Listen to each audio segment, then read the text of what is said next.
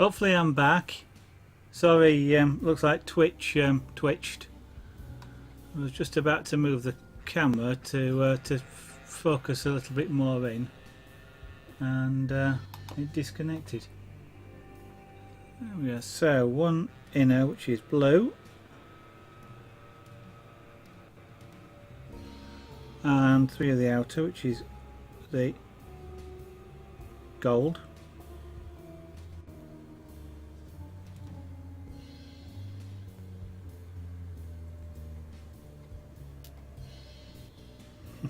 Come here, thread.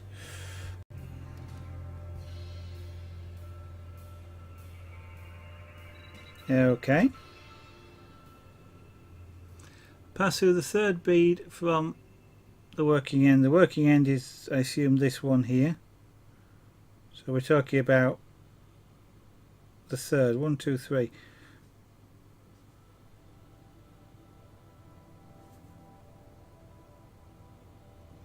And I'm assuming we just go through the blue, the inner colour in doing that.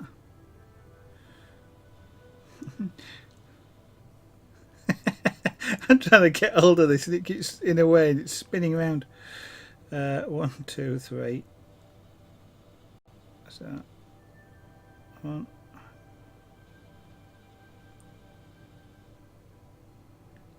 Oh dear, I missed that completely. I know you probably can't see a thing about what I'm doing, but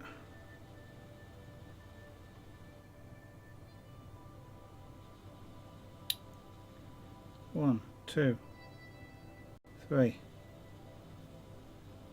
Okay. It'll be back in a second. Which of course you won't hear until it is back.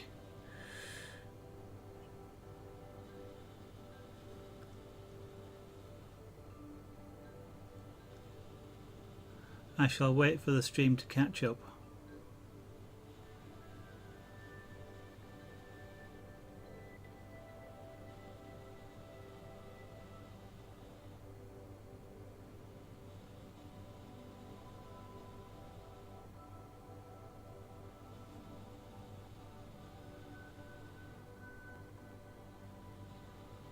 Oh, I see.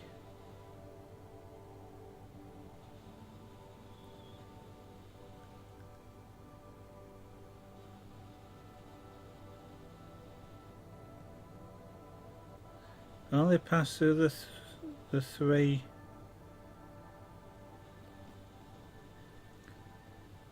Not the added.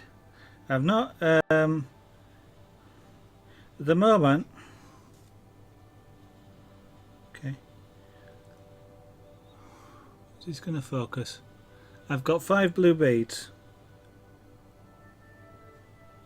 1, 2. Actually, have we got 5? 1, 2, 3, 4. Yeah, I've got 5 blue beads. So I've gone through the third, which is the middle one, and I went through all 3 blue.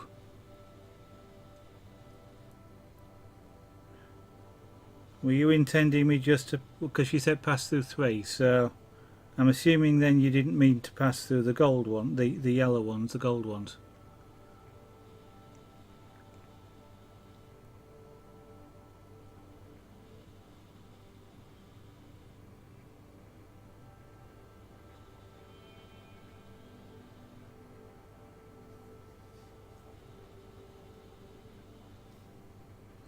Or have I made a mistake there? I'm not sure how I pass through 3 then. If I start on the third, I can only pass through 2 blue.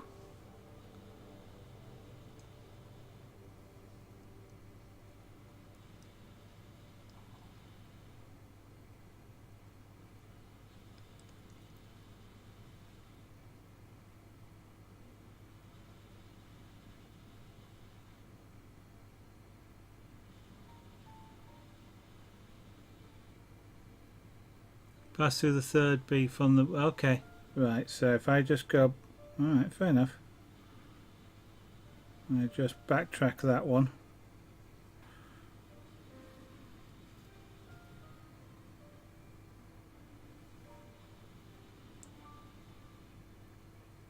go then. Right.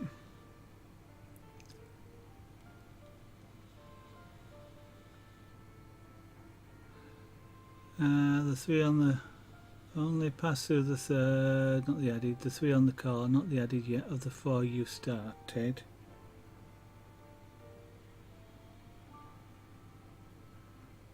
Okay, so effectively I've just passed through 2 of the blue ones, so skip the last bead and pass through. Right, undo it all. Okay.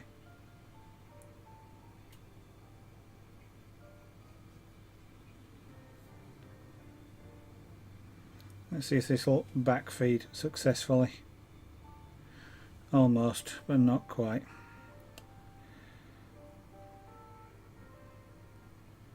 That's because I've gone one too far, you silly bugger.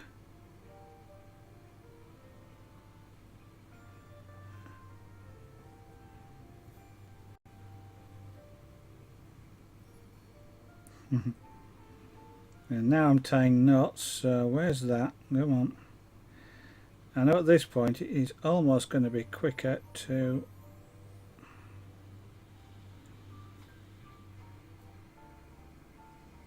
is that just through the thread bridge or not? I have, yeah, I've bifurcated the thing, haven't I?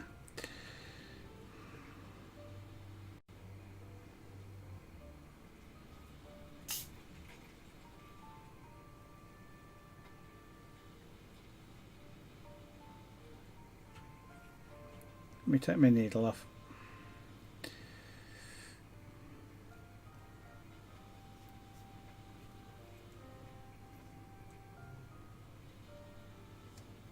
Okay, and I'll just rethread. Where's the end? It's there somewhere. There we go.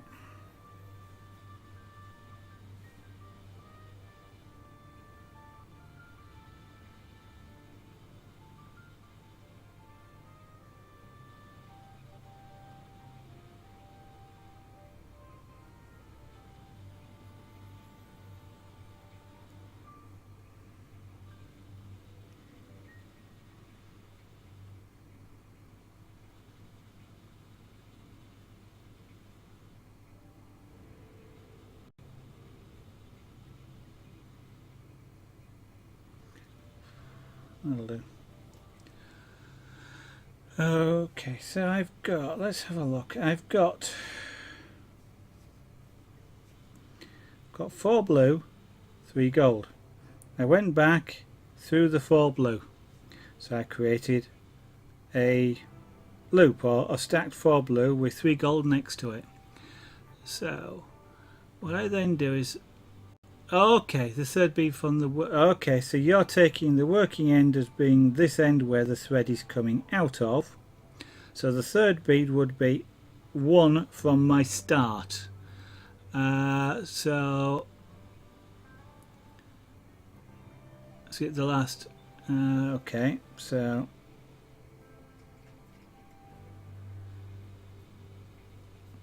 then I've put 1 and 3 on, and I go back through the last 3 beads, the last 3 core blue beads. No, that's what I did last time. Oh no, I went through the 2, didn't I? Right, okay.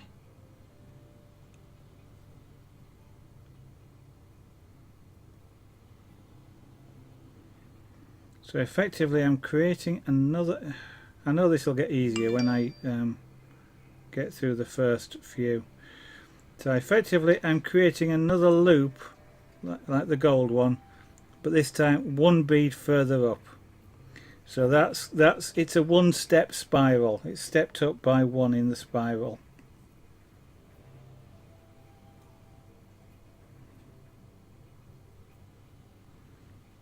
Okay, like that.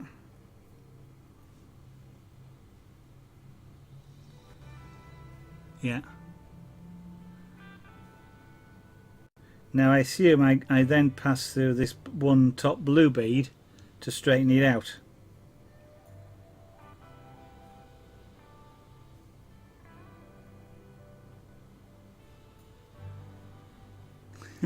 Get there in the end. You got it. So I'm stacking the blue one now on top of the other blue. So what I'm actually doing here is creating a blue core line, which I am then wrapping the gold around.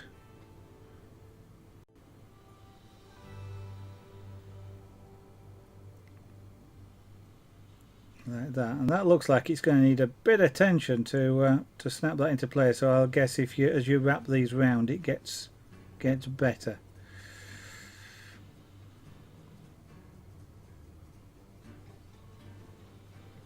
So I'm assuming now it's same as before. It's 1 blue and then 3 gold.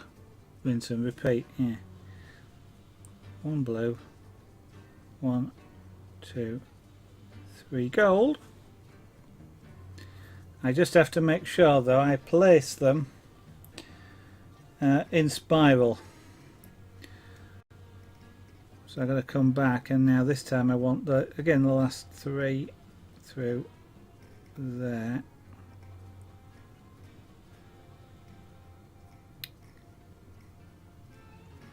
Like that. And I keep getting my cords wrapped around this bead mat.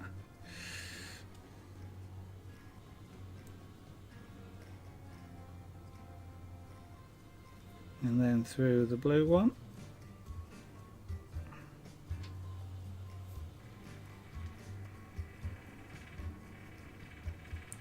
And I'm busy thinking here I should perhaps not have pliers and things on the desk while I'm doing this.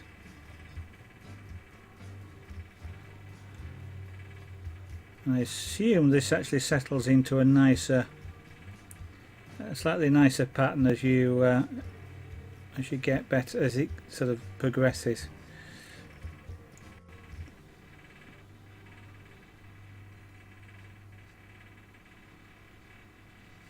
Because the loops aren't really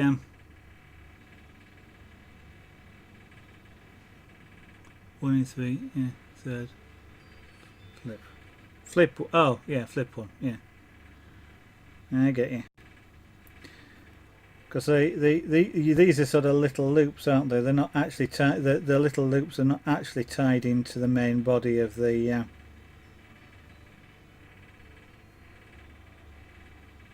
car. 1, 2, 3.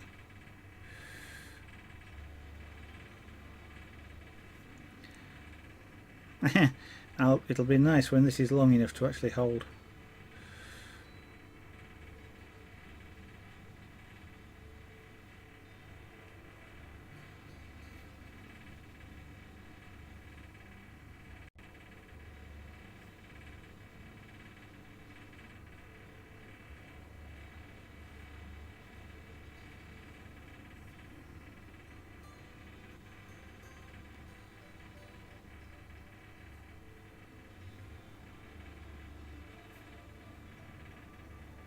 Okay, yeah.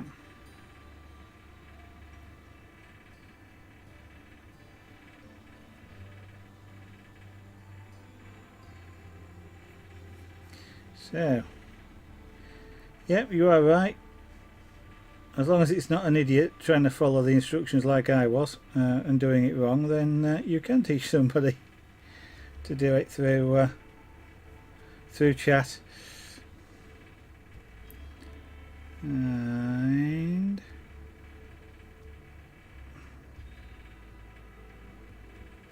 yeah,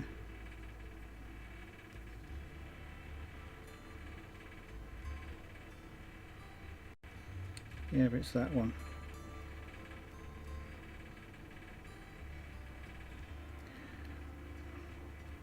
Yeah, well, that's alright. You can go down there for a minute, and that, come on, you go through as well. You will go through as well. There we go. Thank you.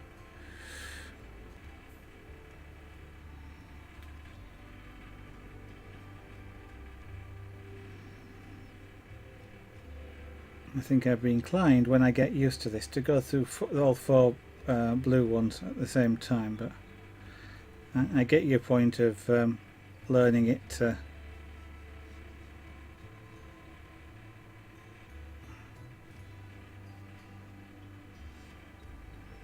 by going through 3 at once.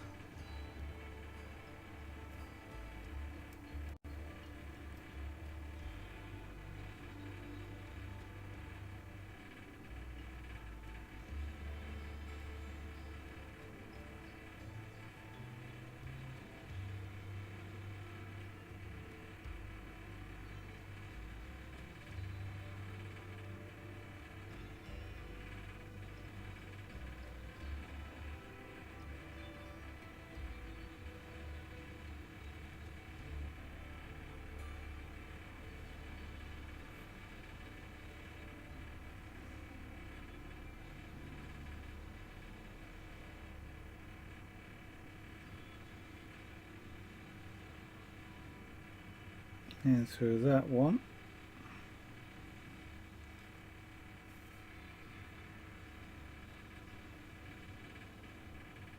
Okay, yeah, so you just make it longer. Doesn't that though at some point make the these? I suppose even though you're rolling them to try and when you get really long loops, doesn't that start to make them bulge out more?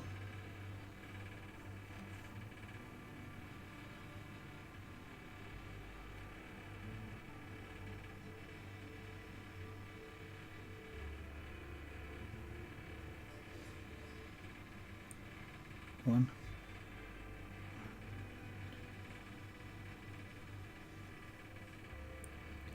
And come here, come back. So it's always one more. You always start with one more core than the loop, and then you just add one and yeah, okay.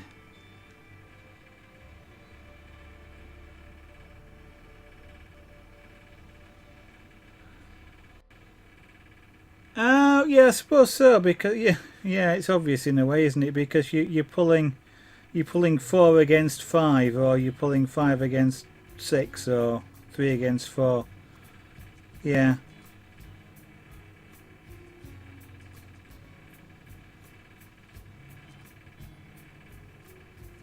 Yeah, I see what you mean.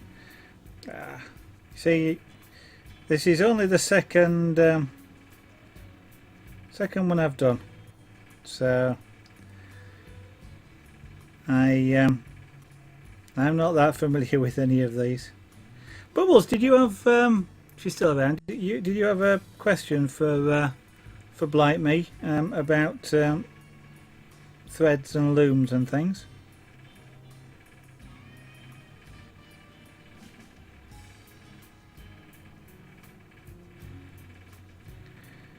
Feel free to ask, because I think unless I make a real mess of this, I've probably got the hang of it.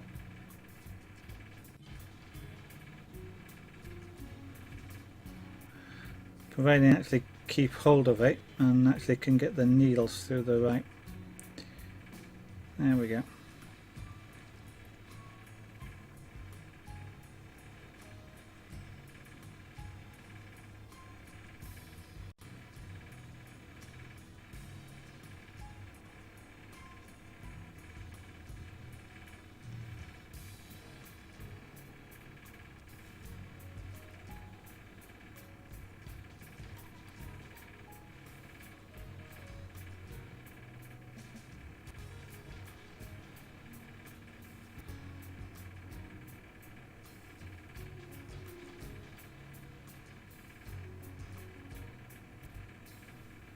I like that. I really do that, because it's wrapping, in this particular case, it's wrapping like a gold ribbon around the blue core.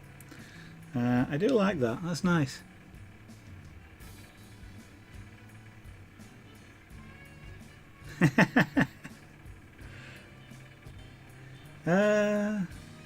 I do that with Kumahimo.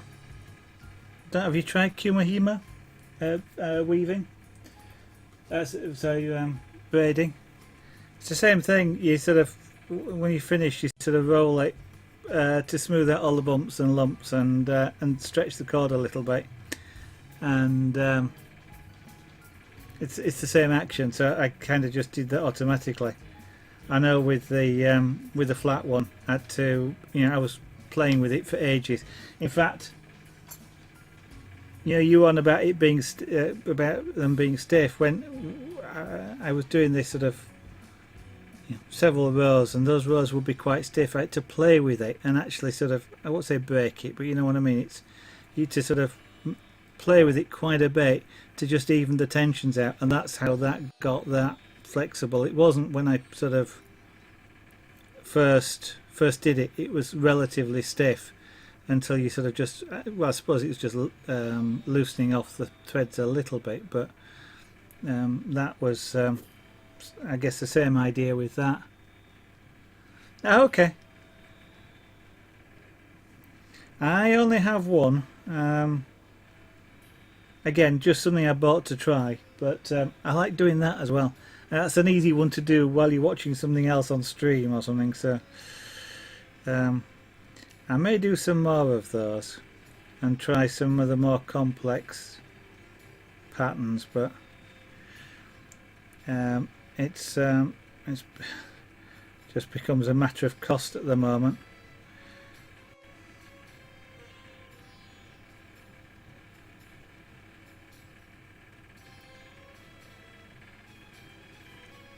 One of the things I want to try with the because that's one place I did try monofilament and it was horrible. I need to get some S-Lon or C-Lon, I think, but one of the things I want to try is wrapping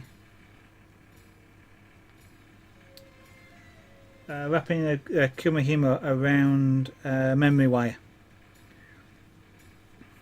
and making a memory wire Kumihimo braid. Naimo, okay.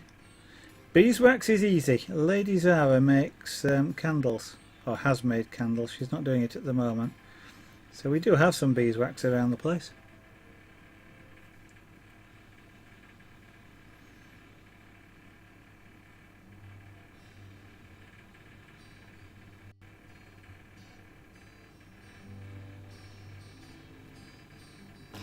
Yeah, let go of my pliers.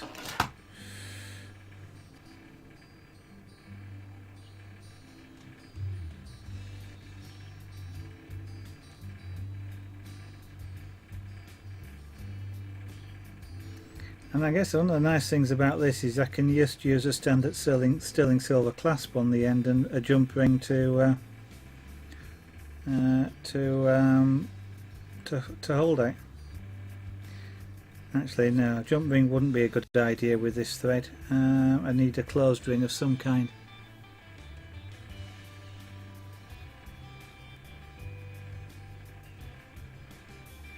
The mono is one that I'd expect to frame most. I mean, yes, I know, I know what you mean. Because found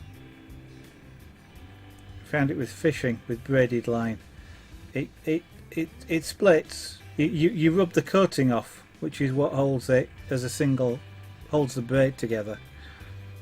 But the mono, I'd have thought wouldn't fray. It'd go rough. It does go rough, I guess, as you scratch the surface. And I'm guessing the beeswax stops that as well. Of course, you didn't do that for fishing because the wax would tend to taint the water.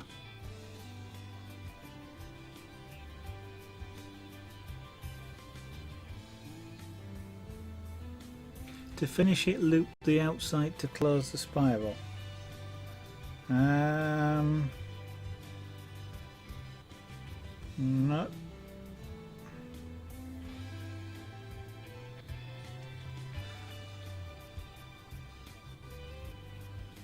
Not sure I follow. What do you mean by that? Or are you meaning basically just follow the thread path back round? I mean that's the way I'd have thought of doing. It's just going back down now. If I was going to finish this off, go back down through the gold, probably through some of the blue core and tie a knot and work you just work a thread pass through and make a couple of knots.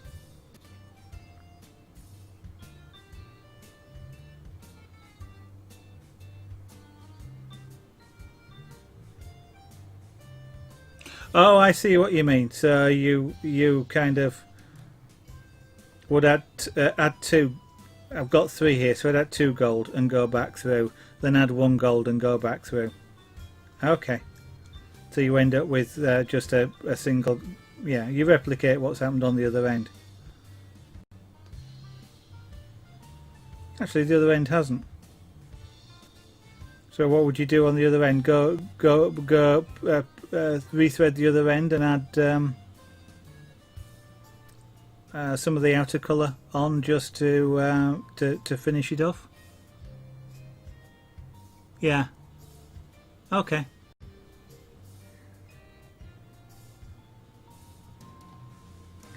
And I suppose then what you could always do is take something like a, what would it be?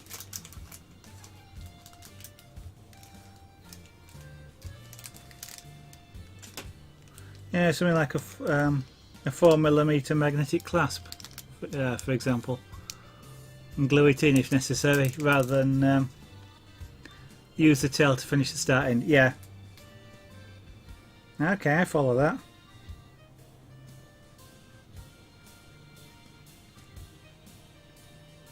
That's great. Thank you very much for the instruction.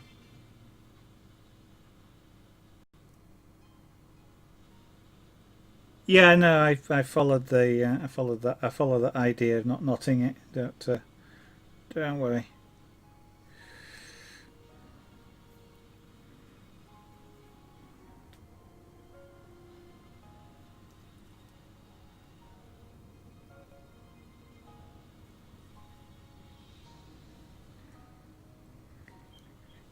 You will notice I put a stopper bead on to start with. Sorry, the camera's out of focus, isn't it? Where's the focus point?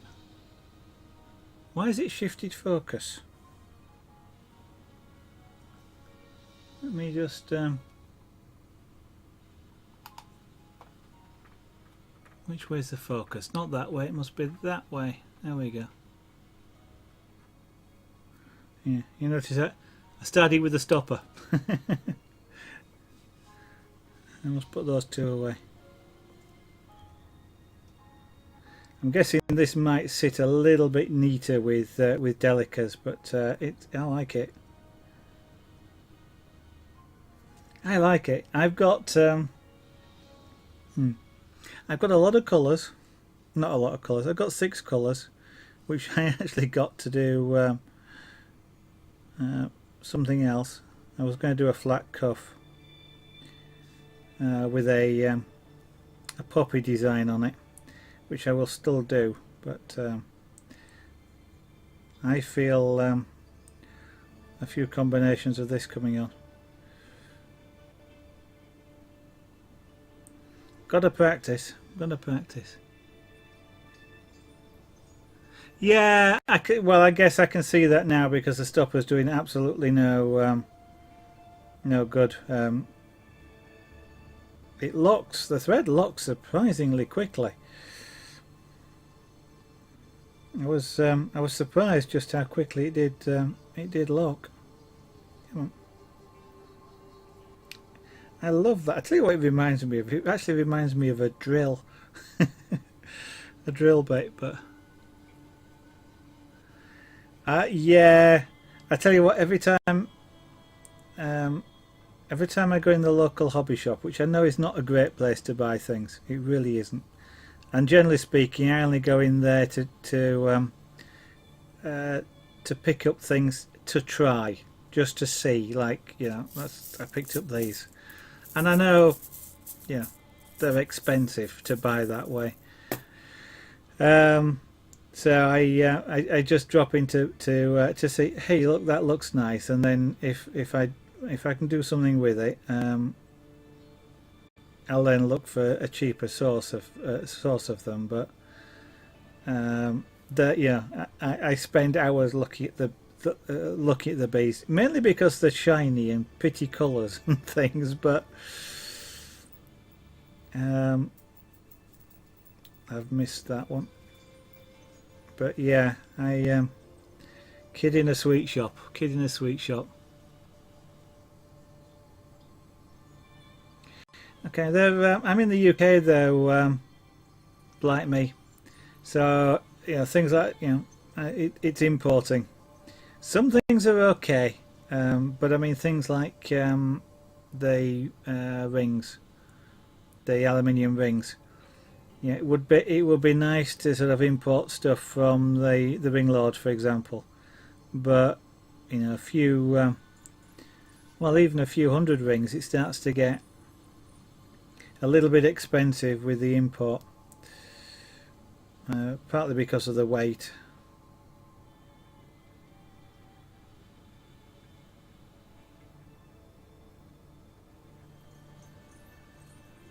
And international postage, but sometimes stuff works out cheap, and it really depends. If they catch you for import tax, then it can sometimes get expensive.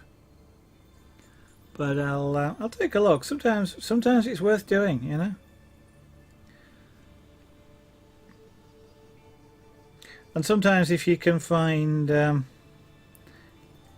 you've got, that's your favourite store. Okay, so if I take a look and I can find exactly what it is I want, then sometimes you can find somebody sort of say in UK or Europe that is doing the import from, say, them or similar, and that way then I can get it without it being too expensive.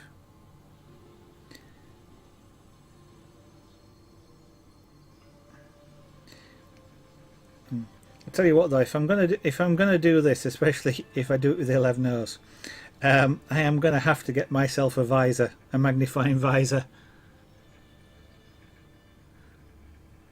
Yeah, I can see that. I've got some black and green, so I can even do black and white. But I just like the look. I don't know. I just picked two colours.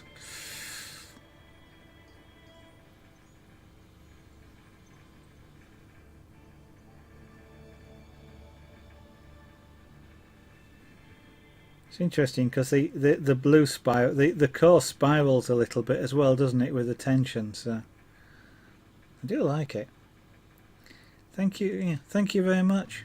Again, thank you for teaching me how to do this, and everybody else that may be watching as well. I will try out some a dark inner core. Yeah. Now, if I was doing this not on stream at this point, I'd get the magnifying stand out and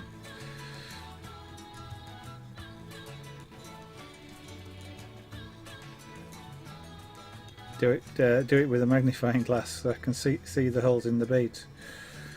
Actually, what I should do at this point is probably use a darker matte more than anything else. That would help enormously.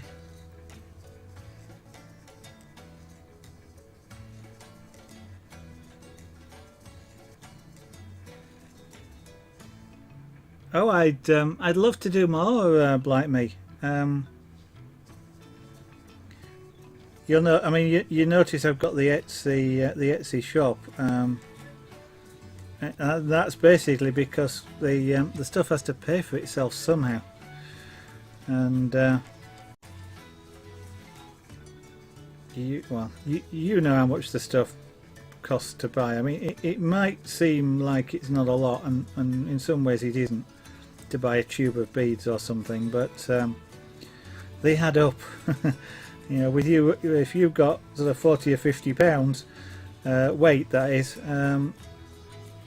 it adds up, especially with the rings, and because I do carving, pyrography, I've done something weird with that. With carving and pyrography and scraper board, all the materials add up in cost, you know, and it gets it starts to get a bit pricey. And when you start to sell things, you then start to worry about time. So things like this, which are fast, are nice. That's better. Yeah, I tubes of rip-off. Yeah. Oh, I understand that. To be honest, you want to buy, you know, kilogram bags of the things if you get the chance. Thanks, where it's at. Oh, is that pre-threaded or something? You say, I've no idea what I'm talking. I have seen sort of large bags of seed beads and things, and I can understand that's when they start to get cheap. Let me get rid of that malformed bead because I keep wanting to use it and it's... Go away. I don't know. I watched you. Mind you, I admit I did watch you because I said I'd watch you. I don't know. Well, I don't know whether I'd have watched you had I come across you streaming. Because I said I'd watch you, I did, and I would continue to do so.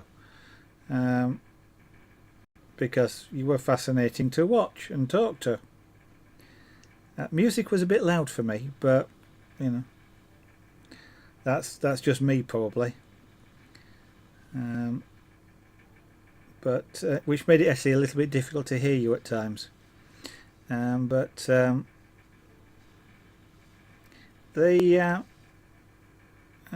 bit that would have put me off if I'd just come across your stream to watch is I couldn't quite work out what was going on, and didn't look very clear to me for some reason. I don't know what camera resolution you were using, but it kind of looked fuzzy, and I wasn't because I did catch you earlier on in the day trying out your 3D camera. I thought for the minute at first that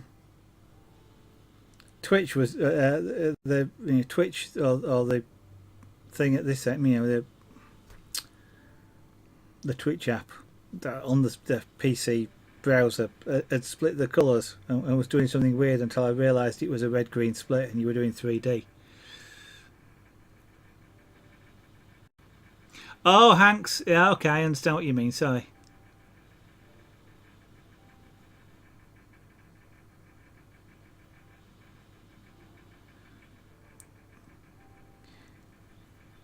Yeah, sorry.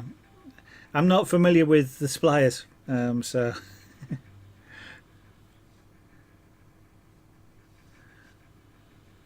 it's like you and Bubbles were discussing Perlo or local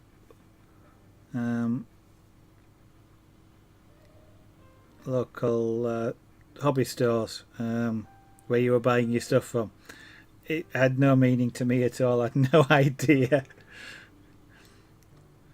And yeah, I was surprised, Bubbles, out if you're still around. I was surprised you were so knowledgeable because, as far as I thought, you were in the UK. So, you spent over $100 on them. That's not as bad as it sounds, you know. I mean, I couldn't easily at this moment in time justify going out and spending £100, but when I got when I first started doing the chainmail, I know dollars are not pounds, but that's kind of what I did with the chainmail. I went out and bought a whole raft of things at retail price, and you know, and I know that's a silly thing to do, but again, it's you've got to experiment to start to decide what you need, and you don't want to be buying, you know, a kilogram of I don't know, black aluminium rings at sort of 3/4 of an inch, and then you never use them. You know, I'm a cheapskate.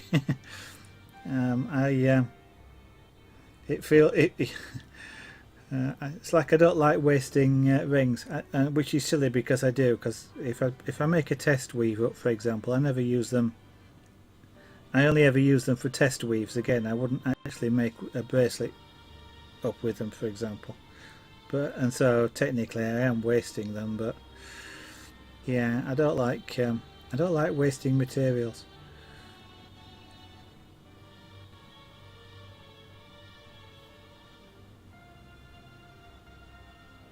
Yeah. Oh, I know what you mean. Yeah. Take the opportunity to grab them.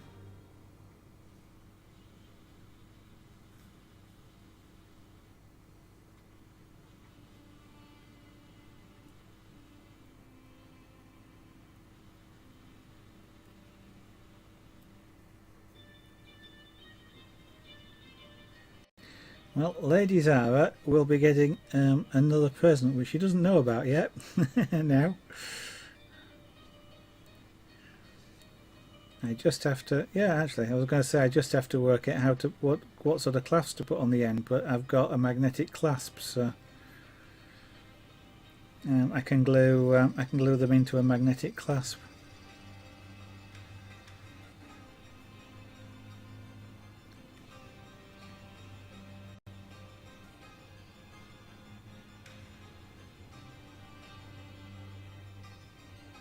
Yeah, well, I can understand that.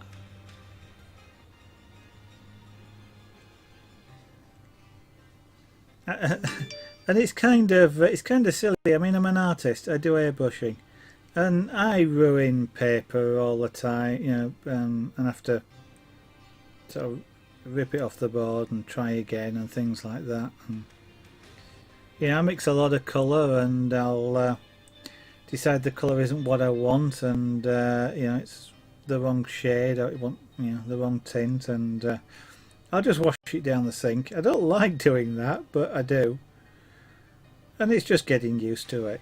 I mean, that's part of the fun, isn't it? Experimenting, trying things, and I mean, it's not so bad with glass beads. It's you can reuse these. But the rings, you can only bend them so many times before they stress crack or stress harden and break. But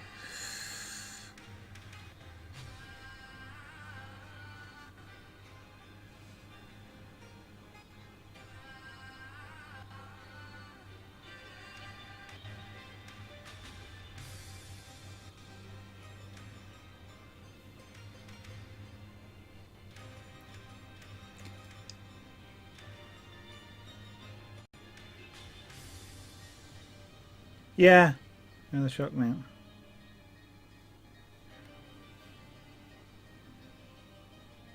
What I was getting at with the shock mount, and I don't have any filament here, but it was literally what you were on about, because you got the layers like that, and as you were indicating, the tension when you were squeezing it or when you put the bungees on would break the layers apart at that point.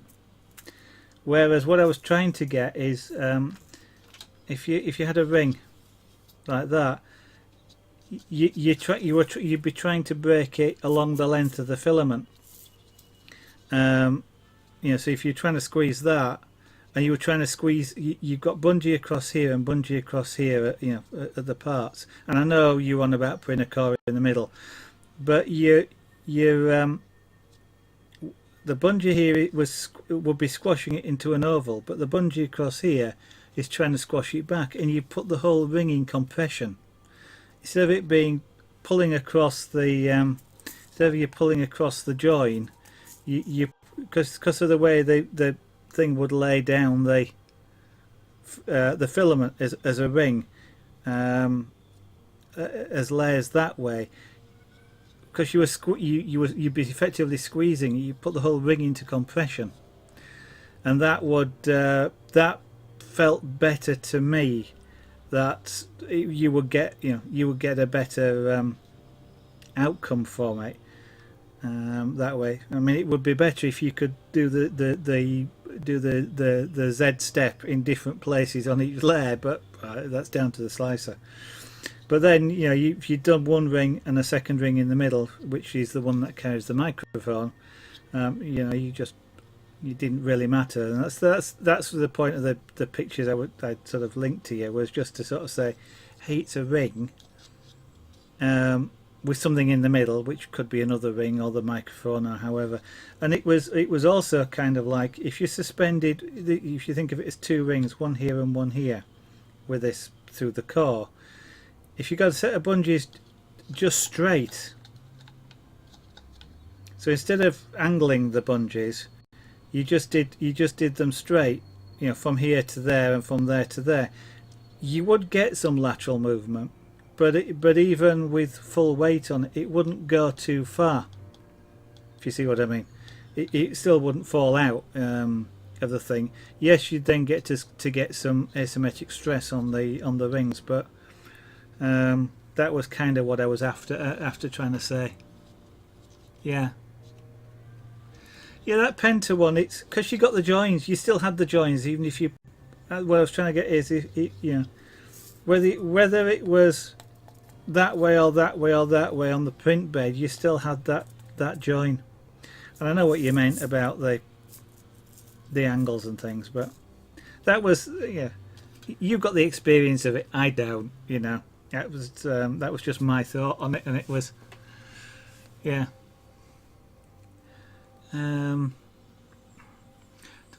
That's a bit about the redesign. Really, it didn't strike me as being a good design for the layer style. It was, I mean, that design was designed obviously to be done with soldered or welded metal.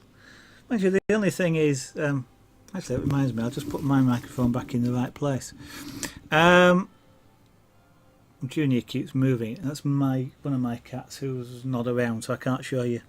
I'm not quite sure why people need shock mounts, to be honest. They look fancy, but unless you've got a wooden floor studio with people bouncing around in it, like you do in music studios, why do you need a shock mount? Yeah.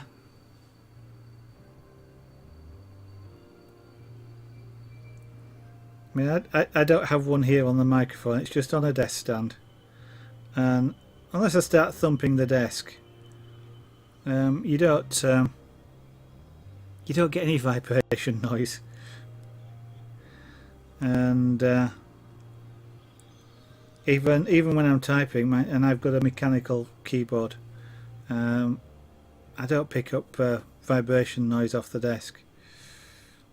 Have I just gone and threaded that the wrong way? No, that's the right way. Gamer's Bear. Oh, okay.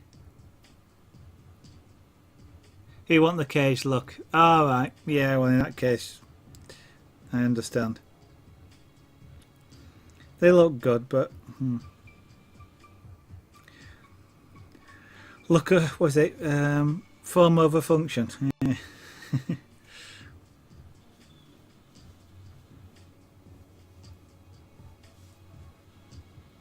Oh, and yeah, just to pick up on your sew rather than glue comment.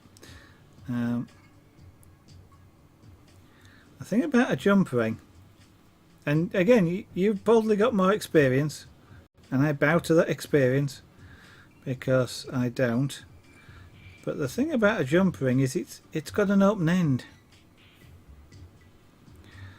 And I can get soldered jump rings, and then that's fine. I don't have a problem with that. But when you get an open jump ring, and this is an open jump ring which has been closed. Can I do it? Where's the focus point? I don't know if you can see. You can see that. I can see the join. It's just at the top of the ring. You can just see the dark mark. If the thread gets into that position, just into the open point there, it will actually pull through. I've had it happen with things like kite cords with open rings, where it just gets in, and then once it's in, and once it catches against it, it works its way in and just gradually opens the ring, and then the thread drops out. Okay, maybe the waxing is enough to stop it doing it.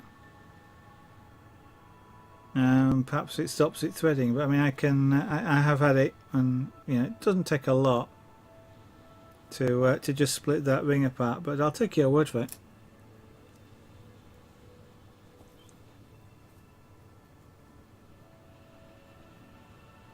It's one of the reasons why Lady Zara.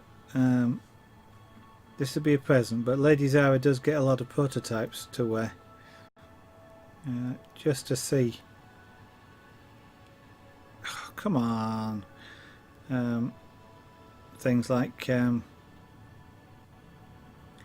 magnetic clasps, for example. Some tiny magnetic clasps, just to see where the bracelets fall off when you're wearing them and stuff like that.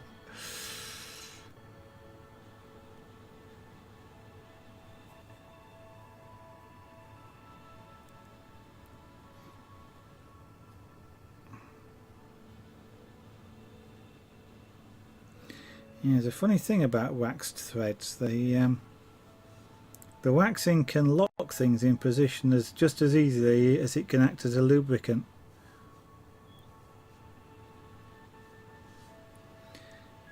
I use when I'm tying cable bundles in things, which I used to do professionally as well as just in things that I make. We used to use waxed thread to tie cable bundles because it doesn't move. It's sticky.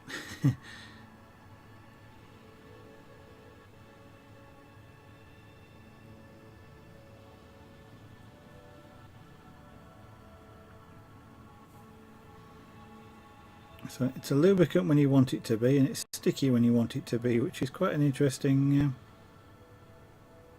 capability.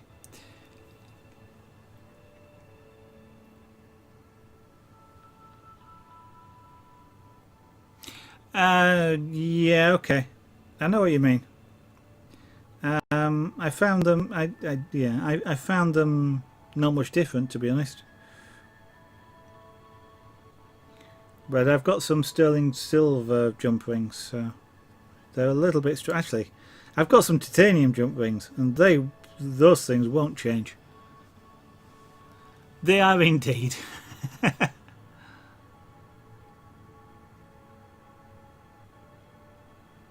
Like 2 or under. Okay, yeah, so a fairly thick one. Yeah.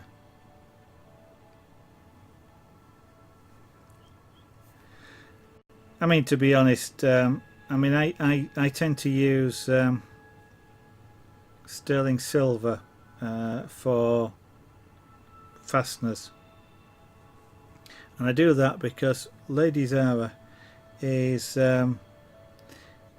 one of quite a few people actually where when they wear something like silver plate, the silver plate, just their skin oils eat the silver plate in a matter of hours, literally out in an hour, and a silver plated item on Lady Zara goes back down to the base copper, which is often used, and so I tend to use sterling silver, which doesn't, of course. And you can get soldered jump rings.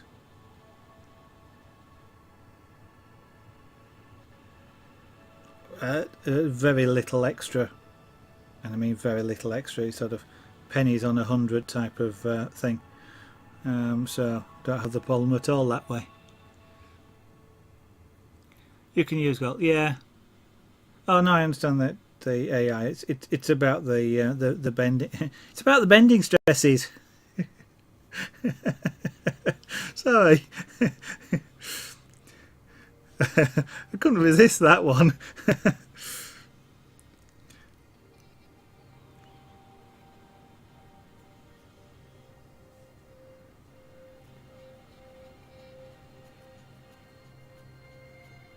Ah, go on, you're going to go through that bead in the end. Do it anyway. There you go. Thank you very much, like me.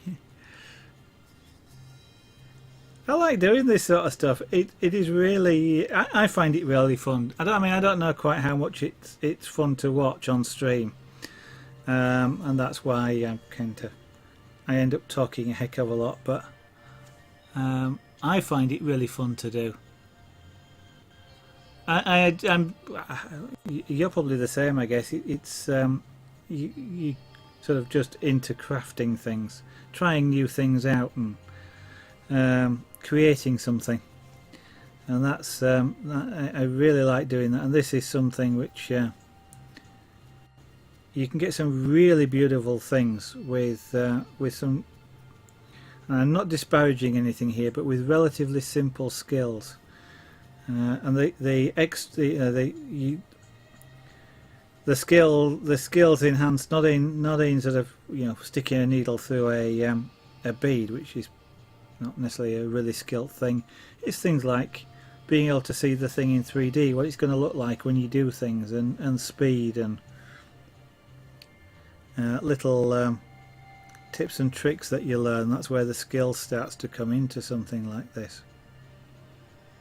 And I'm sure you could probably do what I'm doing here a heck of a lot faster, because I've probably taken almost an hour already, and I know you were talking about being able to finish something like this in an hour, and I've probably got what here, 3 inch.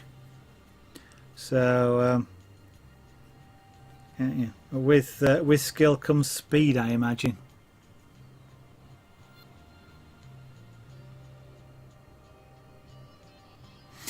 Yeah.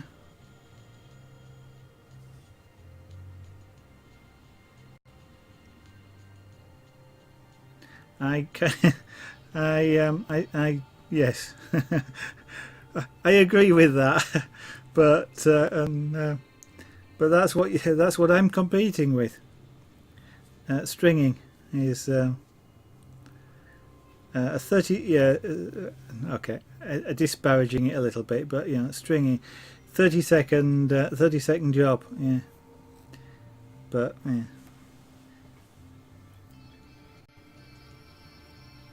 That's the problem with a lot of handcrafts, though, is there are machine or equivalents. It's like with a pyrography, hand pyrography. An A4 piece probably takes me 30 hours, something like that, and yet you can do that on a laser cutter. You don't get the same effect. You get to see the raster lines depending on how good the stepper is.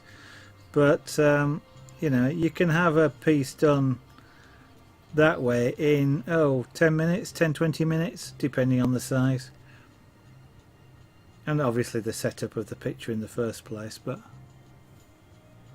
yeah, yes, I agree. It's the same with chain work, and of course the people who actually create chainmail armor made using chainmail, who are competing against sort of mechanical knitting machines, which do things in nothing flat.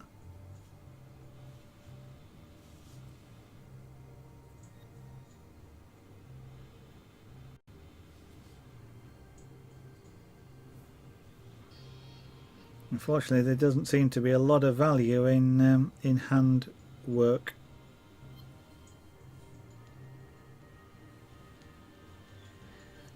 Unless you can create something fairly unique.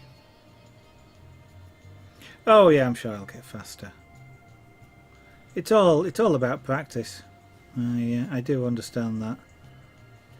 That's I have a heck of a lot of patience for things like this and learning how to do things. And not expecting to do what you could do.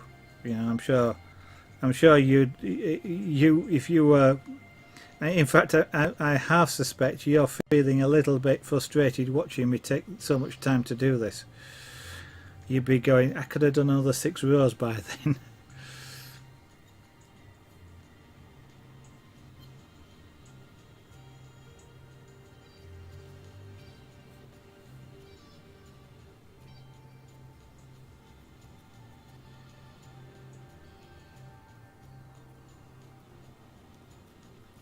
Okay. It's something I need to explore, is actual physical outlets, because it's like this. It's okay seeing it on screen, and with the bracelets like this, it's okay seeing it on screen or a picture, but when you actually pick it up and you can actually do that with it, and feel how fluid it is, and how warm it is actually, and things, or this one. Yeah, when you can actually, if I unclasp it, when you can actually wave this like a flag, you can do that with it. That's when you start to see more value in it. When you actually pick it up, I think I'm probably going to have to start and do some craft fairs and things like that as well. But yeah. Like 2 beads for it. Brick stitches. I haven't tried any brick stitch yet.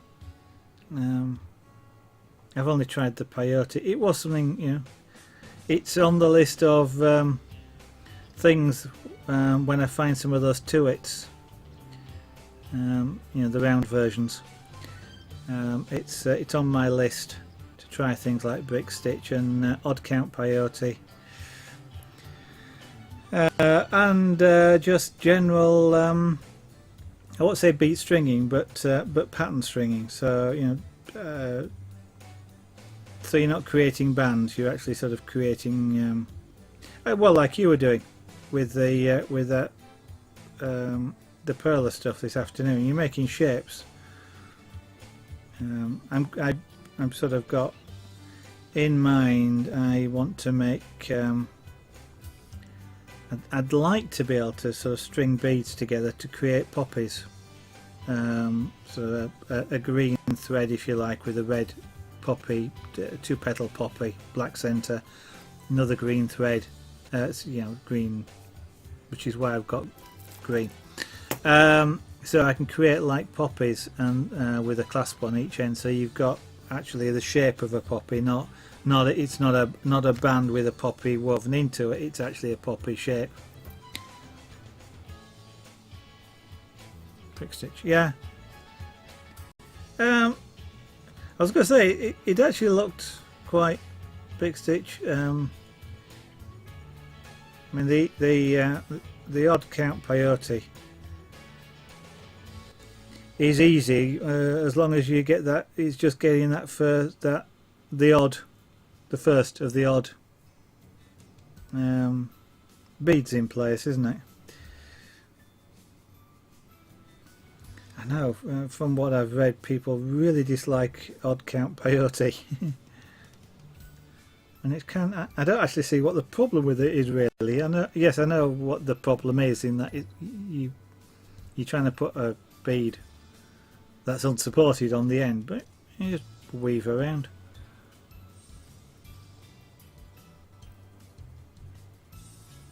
Actually, I didn't see how long you were taking, and I thought you were just, you were partly demonstrating. So, when you're demonstrating, you always take longer. So, I wasn't thinking that you were slow or anything there.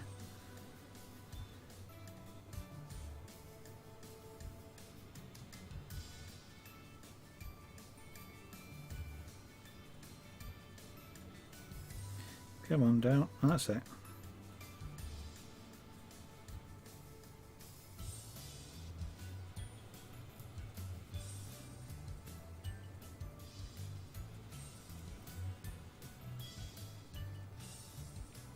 Proper shape, use circular peyote. Okay. Yeah. 3D printing. Well, as I say, at the moment I don't have 3D printing. That kit, by the way, is a 3-colour kit as well. So I've got 3 print heads on it, and 3 extruders. But one of the things I have. Oh no, this isn't the one I've got. I've got a couple of things here as well.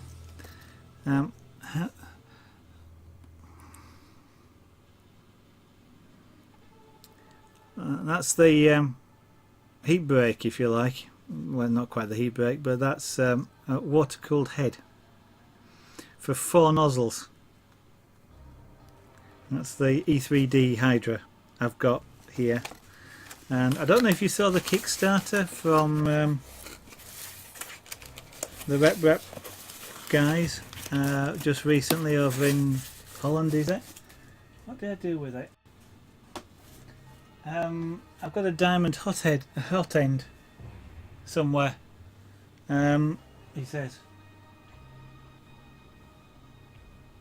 I can't find it now, but they recently kickstarted a diamond hot end, which was 3 E3 heat breaks, heat breaks, into a single three channels going into the brass hot end, but one outlet.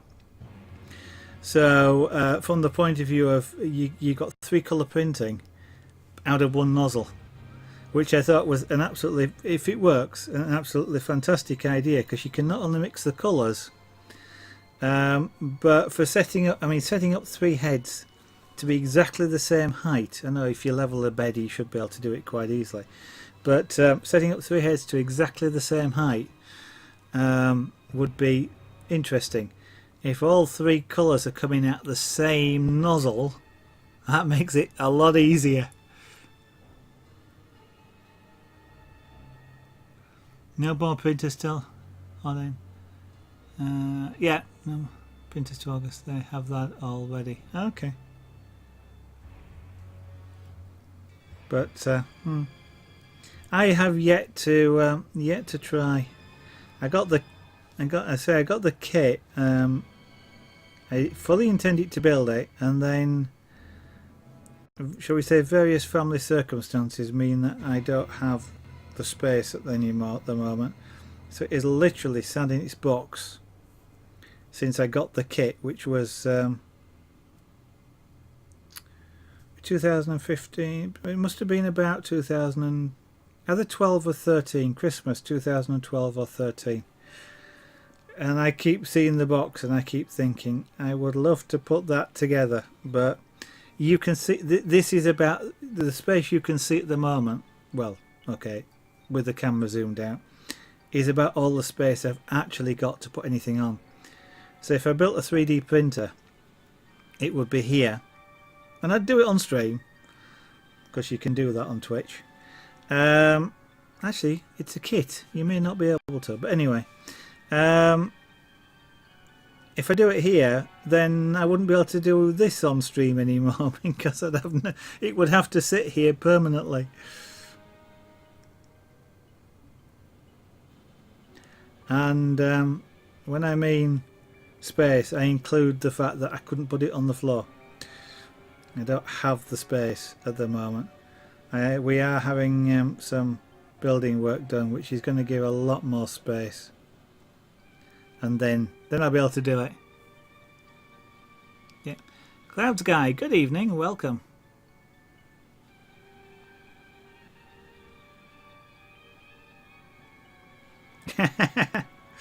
Yeah, especially with the bronze metal fill, yeah, or the copper metal fill. Actually, what I want to try is some of the wood fill, because a couple of things. Because it is wood fibre, depending on your extrusion rate and temperatures, you can actually colour it, because it applies a pyrographic effect, but you can actually apply pyro to it afterwards. You've got to be a little bit careful because of you get wood on, you've got plastic on the surface, but you can actually apply pyro afterwards as well. So I want to try that for wood effect output. Yep, indeed. Indeed. I've not been using a lot of pendants at the moment. I've got some nice plastic jewel stuff, like some of the bracelets. He's looking for the one that. So yeah, some nice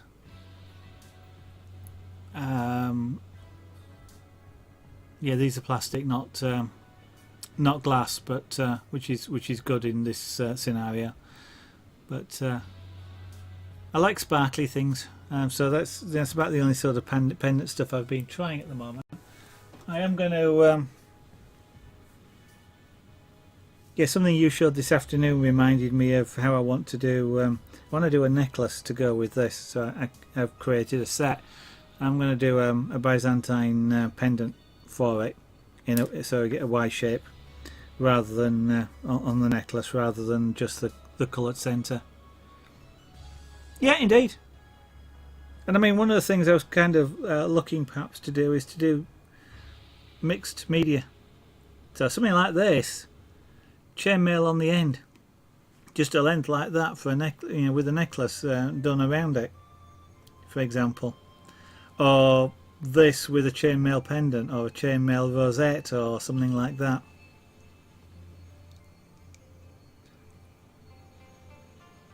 Yeah, and of course you were showing some of the things like the Byzantine hexagon mats earlier on.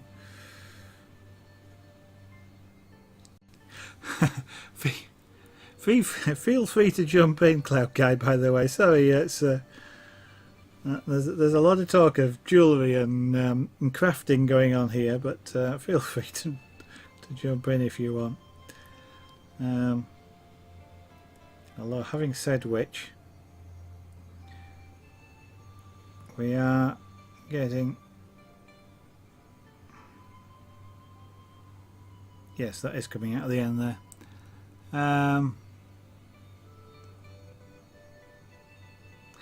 I've looked for some of those things. I have come across some of them.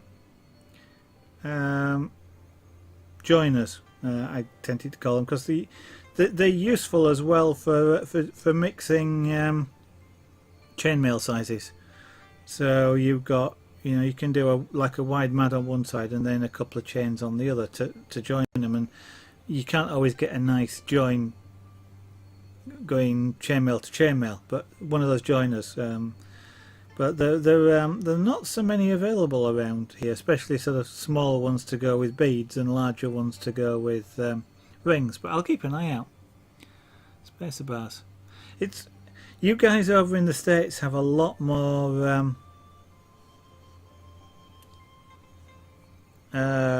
variety of stuff like that available to you. It's not as well developed over here in the in the UK, shall I say, but Europe. Because I know when I go searching for the things on Google or whichever search engine, I end up having to exclude so many terms for America. Miss out.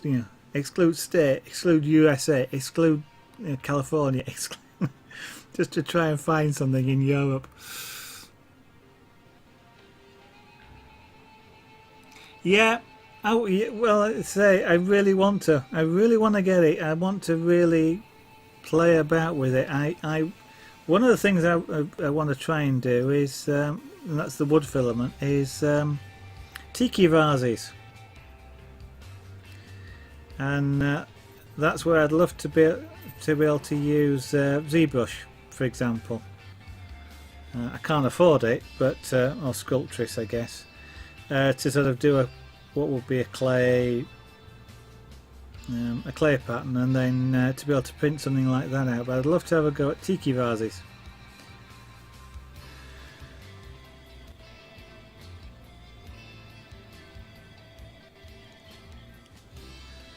Actually, I'd love to be able to get good enough at doing this thing for it to be a full-time job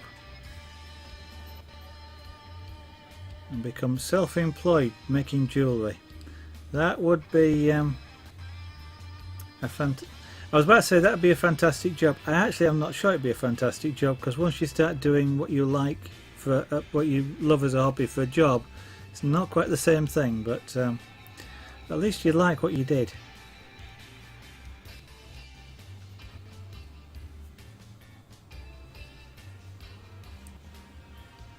Lady Zara isn't around, but I know her reaction when she sees this is going to be wow.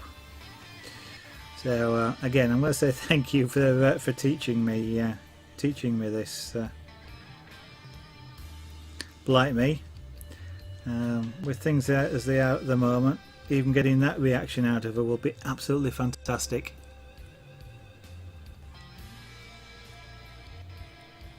I'm better on the mailing. It's as you said earlier, though, isn't it? It's practice. I've been practicing mail now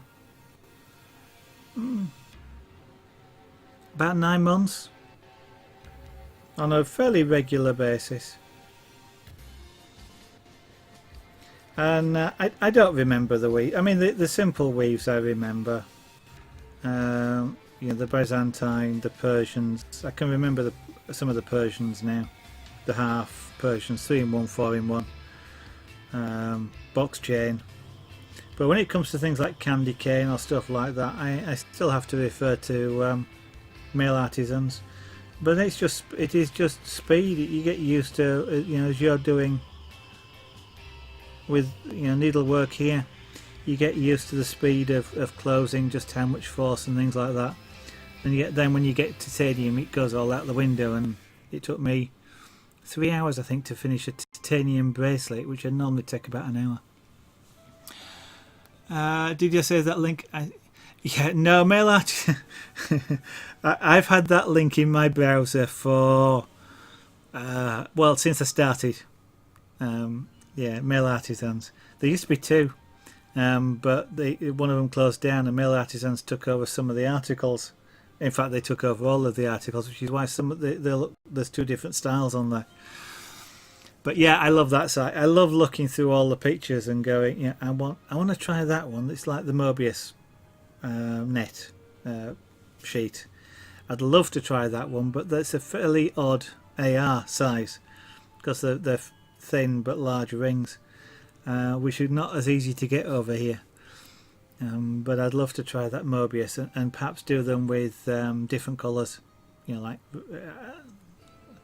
I probably wouldn't use red because it's a pain in the neck, but and that's a little unfair to it. But sort of, you know, 1 silver, 1 green, 1 blue, 1 black, and make a rainbow, if you like, across a Mobius net. I think it'd be lovely. You'll love that site.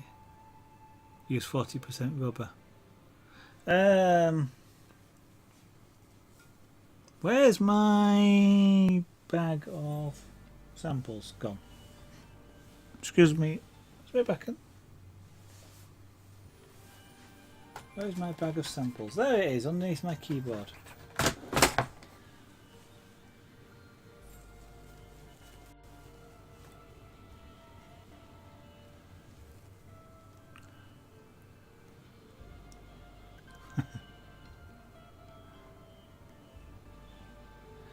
I could do on the outside, yeah.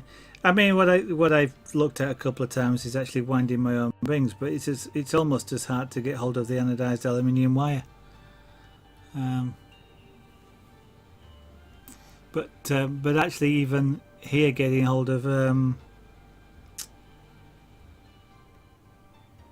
thought that was split. Then it's a hair.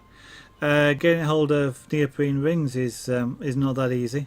They're only available in a limited range of sizes. Even trying to go to sort of actual ring manufacturer, because they're rubber seals, no, neoprene seals. But even going to the seal manufacturers, it's kind of hard to find them. And when you do find the odd sizes, they're usually black. So it's alright if you want black.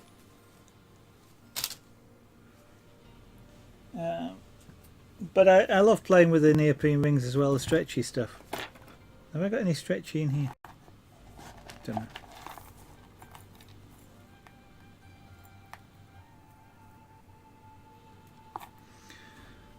That was a Kumihimo braiding done with monofilament. I absolutely hated doing that. I liked doing it, but I didn't like using the monofilament because it was quite thick. Thick monofilament, yuck. That's why I wanted to get hold of some. Well, I said Eslon, but you suggested something else, and I'll look back in the chat a bit later. But I love experimenting. You got me on jewellery, you see. How about something like that? Oh, that's not sparkling as much as it should.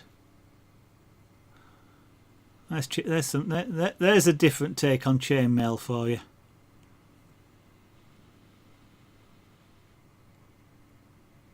Yeah, I've looked at the stretchy stuff as well for sewing, for beading, as you say.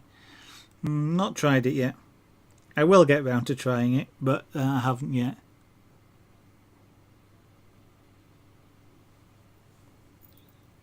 Actually, one of the things I want to have a play with. No, I haven't got any more stretchy in there. I've got some around somewhere, but I can't. Again, finding things on my desk. Oh, I'll tell you what, I'll show you a little bit of advanced chainmail in a second. There's a nice stretchy bracelet, and a relatively easy one to do. And it's quite stretchy, being because of the way it's done, just Byzantines with intermediate links. A little bit of advanced chainmail for you, dragon scale. I just want to show this one off. I think this is lovely. This is a fairly unique piece because of the colour. That's a dark rose colour, which basically is not generally commercially available. You're not a slide bar fan? Nah. They work for things like this, though. You kind of couldn't really. You could bring them down to a clasp, for example, or with this, you could bring them down to something like a lobster claw. But I don't know. They don't strike me as nice as just a slide bar. And whether you use round ones or square ones, but that kind of hold, especially with something like chainmail where you need to spread it about. That what I just showed you. Where is it? There it is. This one's called. It's got a name called Special Lady. This style of chainmail has a tendency to wrap itself into a tube, and it does that even worse when you use when you bring the number of threads down. So like that, it wraps itself into a tube. When you're wearing it, it's okay. Once you straighten it out, it's okay. But the slide bar acts like a spreader, and once you straighten it out, because of the bar, the spreader bar, I can now hold that as a separate bar to single. Okay.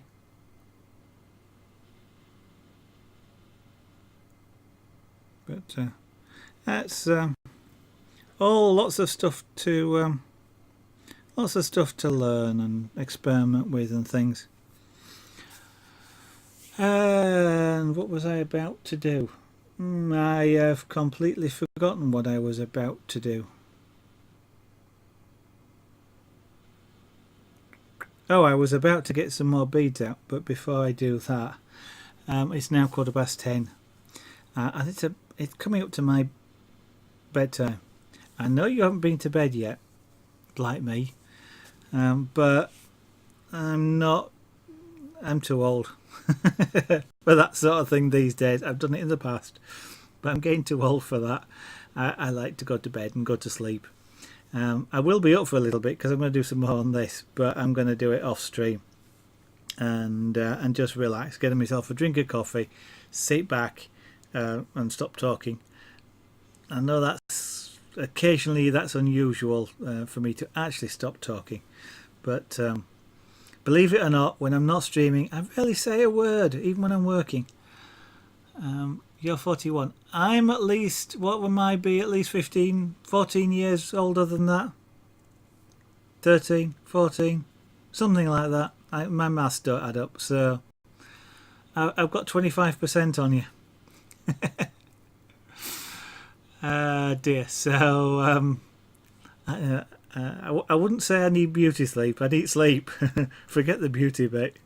The wrinkles are coming. But yeah, it happens to all of us in time.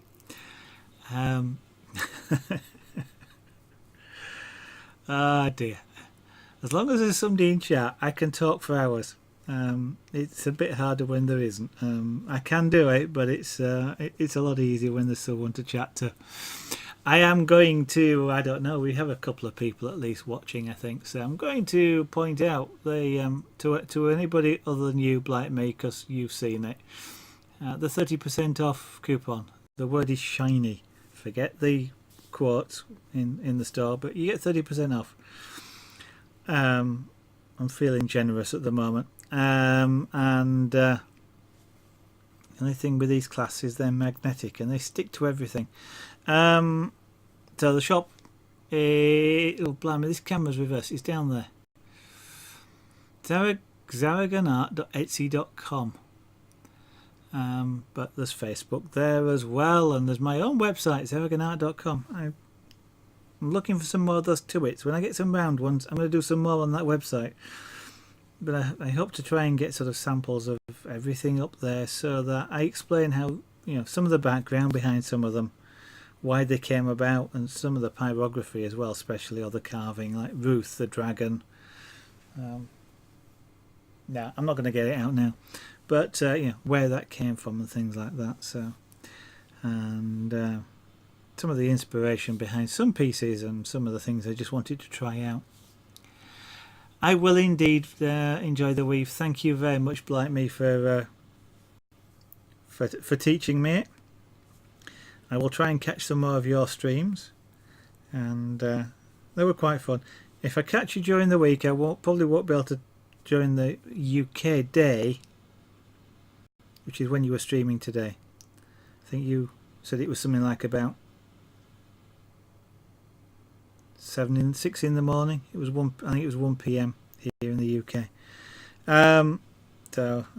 But daytime UK during the week, I might be able to watch, but I can't respond because I'm working. But other than that, I'll try and catch you again. Yeah, you stream at that time normally. I don't know when you sleep. During the week I'll try. If I see it pop up on screen, I'll try and watch. But for the moment, I am going to say thank you for joining me this evening, Blind Me. Bubbles the Monkey, she's still around. Cloud Sky, if you're still around, thank you for dropping in. Blind Me, thank you for the chat. Absolutely fantastic. Again, thank you for the teaching. That's going to be absolutely fantastic. I'll surprise Lady Zara with that. See what she says. I'll let you know. So thank you, everybody. Have a great evening from where I live, the Yorkshire in the UK, the White Rose County, and I hope to see you all again in the studio in the future. Bye for now.